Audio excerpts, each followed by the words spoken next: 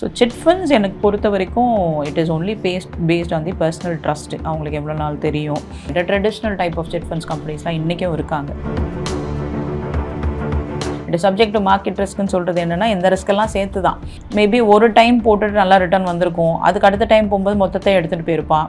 அதில் அவங்க மொத்த பணத்தையும் லூஸ் பண்ணவங்க இருக்காங்க. எக்ஸ்ப்ளோர் பண்ணும்போது அப்போ நமக்கு இந்தியா பொறுத்த வரைக்கும் it is not that great. அதை பற்றின மியூச்சுவல் ஃபண்ட்ஸே அப்போது அந்தளவுக்கு புரிதல் இருக்கிற மக்கள் கம்மி. ஆனால் அப்போது பெங்களூர் வாழ்ந்த நிறைய ஐடி பீப்புள் இப்படி ட்ரை பண்ணி பார்த்தவங்க இன்றைக்கி எல்லாமே கோடீஸ்வரர்கள்.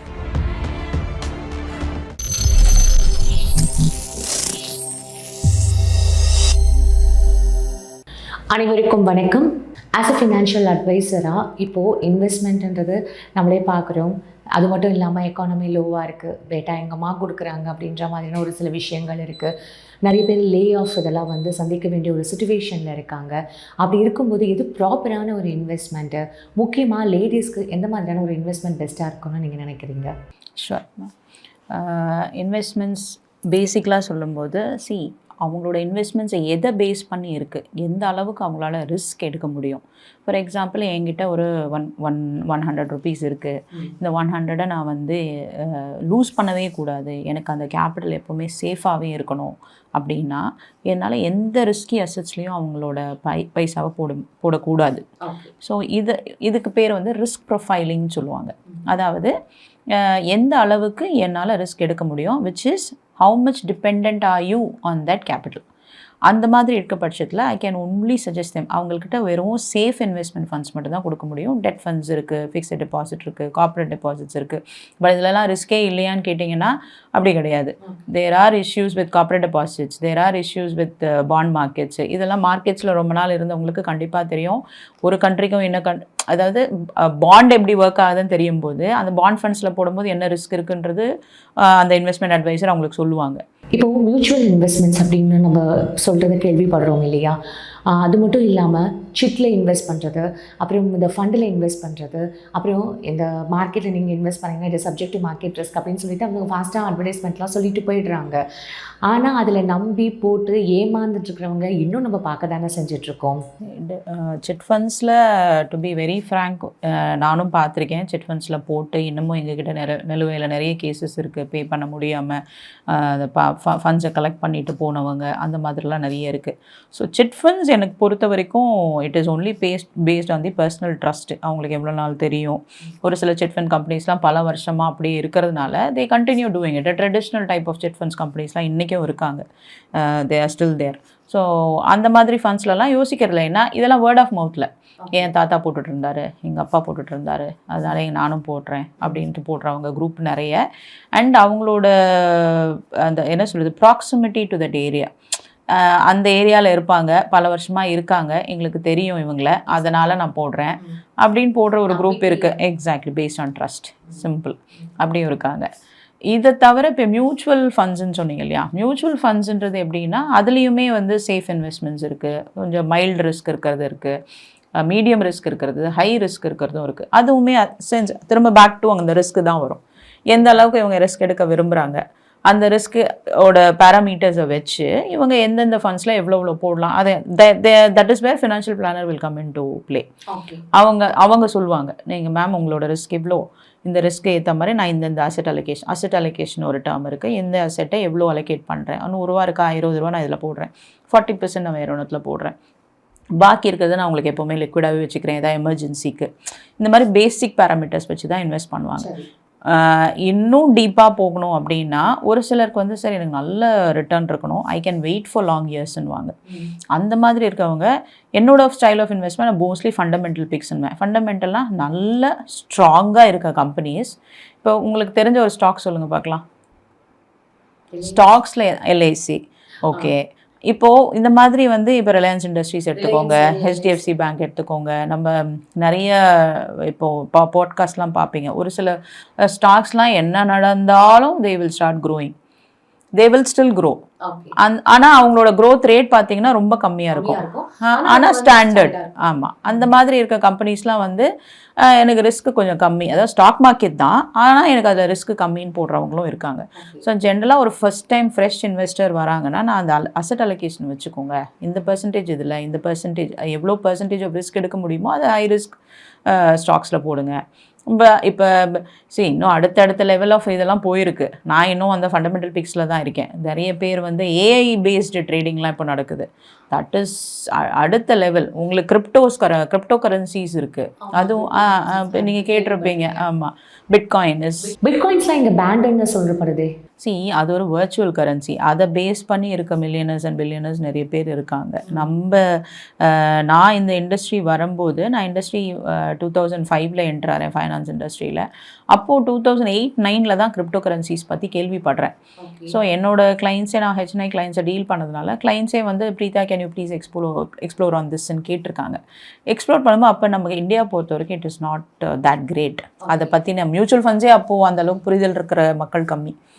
ஸோ நம்ம ரொம்ப ஃபண்டமெண்டல் பிக்ஸ் தான் எடுப்போன்றதுனால, sir I can suggest you certain people. அப்போ இந்தியன் மார்க்கெட்டில் கிடையாது. ஆனால் அப்போது பெங்களூர் வாழ்ந்த நிறைய ஐடி பீப்புள் கிரிப்டோ ட்ரை நம்ம மக்கள் தான் தெரியுமே, எல்லாத்தையும் எக்ஸ்ப்ளோர் பண்ணி பார்க்கலான்ட்டு.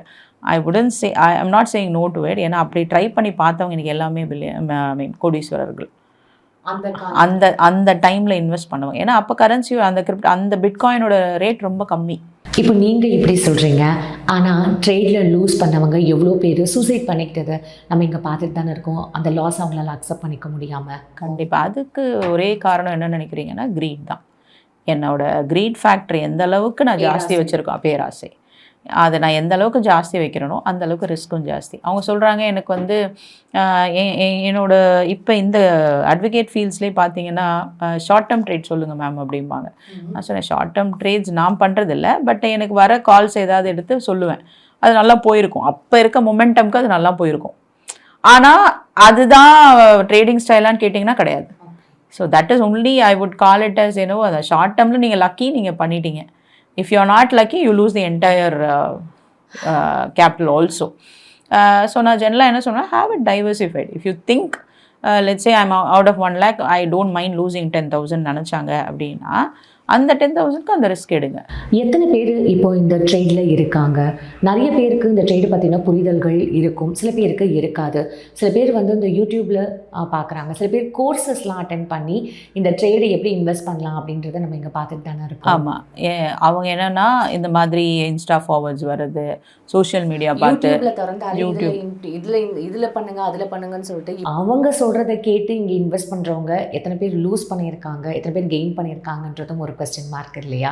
இருக்காங்க. அதை லூஸ் பண்ணும்போது தான் அவங்களுக்கு அதோட வலி புரியும். ஏன் ஜென்ரலாக சொல்லுவாங்க அதெல்லாம் ஃபாலோ பண்ணாதீங்கன்னு அவங்களே சொல்லுவாங்க. இது சப்ஜெக்ட் டு மார்க்கெட் ரிஸ்க்குன்னு சொல்கிறது என்னென்னா, இந்த ரிஸ்க்கெல்லாம் சேர்த்து தான். மார்க்கெட் ரிஸ்க் வந்து ஸ்டாக் எப்படி வேல்யூ ஆகுதுன்னு மட்டும் இல்லை, அட்வைசர் ரிஸ்க்கும் அதில் இருக்குது. ஸோ இந்த மாதிரி இண்டிவிஜுவல் அட்வைஸை நாங்கள் ஜென்ரலாக சொல்ல, இண்டிவிஜுவல் அட்வைஸை இந்த மாதிரி ஃபேக் மெசேஜஸ்லாம் வரும். ஆர்பிஐலேருந்து சம்டைம்ஸ் நமக்கு வார்னிங்ஸ்லாம் கொடுப்பாங்க, இந்த மாதிரி don't believe in all this மெசேஜஸ்ன்ட்டு. அந்த மாதிரி தெரியாதவங்க அப்படி மாட்டிக்கிட்டவங்க நிறைய பேர். நீங்கள் சொன்ன மாதிரி இன்வெஸ்ட் பண்ணி அதில் எதிர்பார்த்த ரிட்டர்ன்ஸ் வரல, மேபி ஒரு டைம் போட்டுட்டு நல்லா ரிட்டர்ன் வந்திருக்கும், அதுக்கு அடுத்த டைம் போகும்போது மொத்தத்தை எடுத்துகிட்டு போயிருப்பான், அதில் அவங்க மொத்த பணத்தையும் லூஸ் பண்ணவங்க இருக்காங்க. அது மாதிரி நிறைய சூட்ஸும் இருக்குது. அதாவது ஷேர் மார்க்கெட்டில் போட்டுட்டு ஒரு டைமில் அது 50% கொடுத்துருக்கோம், 50% ரிட்டர்ன் கொடுத்துச்சேன்னு திரும்ப தூக்கிட்டு போய் இன்னும் எக்ஸஸ் மணியை போடுறது, வந்த ரிட்டர்னும் போயிடும், போட்ட எக்ஸஸ் கேபிட்டலும் போயிடும். அந்த மாதிரிலாம் நிறைய பேர், அதெல்லாம் அதை பற்றி சுத்தமாக தெரியாதவங்க. பட் தேர் ஆர் பீப்புள், ஒரு சில அட்வைசர்ஸ் என்ன பண்ணுவாங்க, உங்கள் சர்ப்ளஸ் மட்டும் போடுங்க. அதாவது இந்த பணம் வந்து நீங்கள் ட்ரேட் பண்ணி பார்க்கணும்னு நினைக்கிற பணத்தை வேணால் போட்டு பாருங்கள், மொத்த பணத்தையும் போடாதீங்க. ஏன்னா எனக்கு வந்து நான் ஜென்ரலாக என்ன அட்வைஸ் பண்ணுவேன்னா, யூ டேக் கால்ஸ். நீங்கள் வந்து ட்ரேடிங்கில் போடுங்க, அதாவது இன்ட்ராடே ட்ரேடிங்னு வாங்க, காலையில் வாங்கிட்டு ஈவினிங் விற்கிறது, அதெல்லாம் அங்கே லாஸையும் கட் பண்ணிட்டு தான் போடுவாங்க. அப்படி போடுறவங்ககிட்டலாம் நான் என்ன சொல்வேன்னா, நீங்கள் ரெகுலர் பணத்தை போடவே போடாதீங்க. Whatever is your safe investment, don't invest. Whatever is surplus, even if you lose it, it's fine அப்படின்ற அந்த பைசாவை போட்டு ட்ரை பண்ணி பாருங்கள், but don't depend on that money. இப்போ திடீர்னு மோடி அவர்கள் வந்து சொல்லியிருக்காரு, கோல்டு வந்து வாங்காதீங்க அப்படின்னு சொல்லியிருக்காரு. இப்போ அது எவ்வளோ பெரிய பேச்சு பொருளாக இருக்குது அப்படின்றது நமக்கே தெரியும். ஸோ ஃபினான்ஷியல் அட்வைஸ்லாம் நீங்கள் என்ன சொல்லணும்னு நினைக்கிறீங்க? கோல்டு வாங்கலாமா? அவர் கோல்டு வாங்காதீங்கன்றதுக்கு ரீசன்ஸ் வந்து basically it is the economies view. இப்போ கோல்டு நிறைய வாங்கும்போது என்ன ஆகும், இவங்க நிறைய இம்போர்ட் பண்ணுற மாதிரி வரும், அதுக்கு இம்போர்ட் டேக்ஸஸ் நிறைய பே பண்ணணும், அண்ட் வெளிநாடு நிறைய போகாதீங்கன்னு சொல்லியிருப்பாங்க. அது என்னென்னா obviously you know what is a kind of fuel which is used. So இது வந்து கண்ட்ரியோட எக்கானமியை எந்த அளவுக்கு சேஃப்கார்ட் பண்ணிக்கலான்றதுக்கு ஒரு சில வியூஸ் இது. அவர் சொன்னதில் நிறைய உண்மைகள் இருக்குது. ஏன்னா ஒரு வார் டைமில் அந்த கண்ட்ரியோட பிரைம் மினிஸ்டர் என்ன ஸ்டெப்ஸ் எடுக்கணுமோ அதை அவர் எடுக்கிறாரு. நீங்கள் வெளியே போகாதீங்க, வாருக்குள்ள இறந்துருவீங்கன்றதுக்காக இல்லை, உங்களோட கண்ட்ரியோட, ஏன்னா நீங்கள் ஃபாரின் எக்ஸ்சேஞ்ச் நிறைய வேணும் உங்களுக்கு. இப்போ நீங்கள் எந்த கண்ட்ரி போகிறீங்களோ அந்த கண்ட்ரியோட எக்ஸ்சேஞ்ச் உங்களுக்கு அந்த கரன்சி வேணும். ஸோ அந்த கரன்சியை நீங்கள் இது வாங்குறதா இருக்கும்.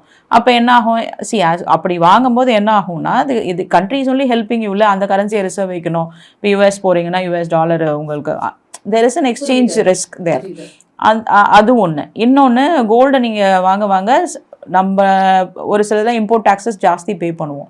ஸோ அதை வாங்க என்ன ஆகணும், என்னோட ரிசர்வ்ஸை நான் ஜாஸ்தி பண்ணணும். உங்களுக்கு அதை everything will affect your economy. ஆமாம், இந்த டைமில் it's a request from the 1,16,500 வரைக்கும் இன்க்ரீஸ் ஆகிருக்கு. ஃப்யூச்சரில் நம்ம கோல்டு வாங்கலாமா வேண்டாமான்றதே ஒரு பெரிய கேள்விக்குறியாக இருக்கே.